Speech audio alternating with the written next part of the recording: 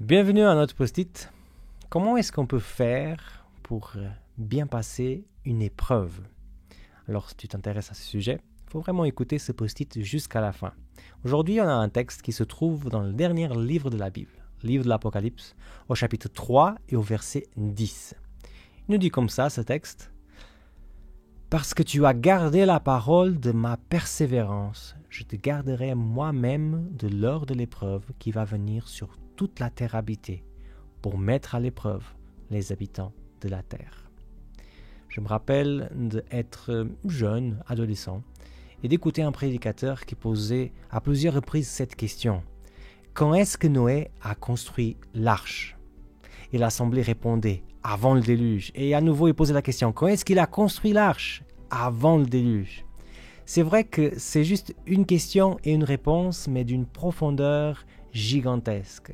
Il y a beaucoup de choses qu'on ne peut pas attendre qu'elles arrivent pour être prêts. Notamment au niveau de notre retraite, c'est pas à 65 ans que tu vas la préparer. Au niveau de la santé, c'est pas le jour qu'il y a un pépin qui t'arrive et que tu pars à l'hôpital que tu vas préparer quoi que ce soit. Là, c'est le temps de remédier.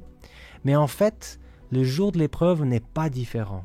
Le jour de l'épreuve, ça ne se prépare pas le jour même. Ça se prépare bien à l'avance. C'est pour cela que ce texte, il apparaît. Et c'est pour cela aussi que ce texte nous met en garde par rapport à quelque chose qu'on peut aussi oublier.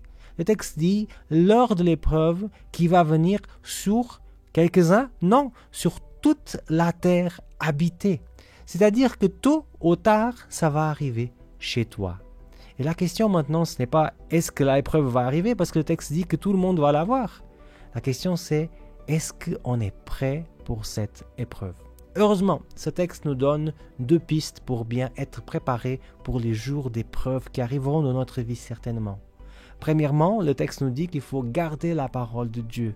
La garder, j'imagine toujours la personne qui la compresse contre le cœur, qui se dit voilà, je vais la garder en moi.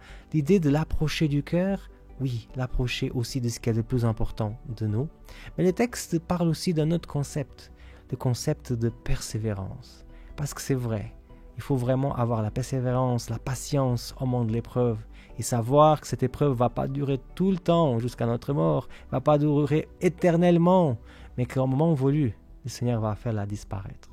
Alors, est-ce que tu te sens encouragé par ces paroles? En tout cas, j'aimerais t'encourager à te préparer aujourd'hui. Moi, je m'appelle Samuel Cunha et c'était le post-it d'aujourd'hui.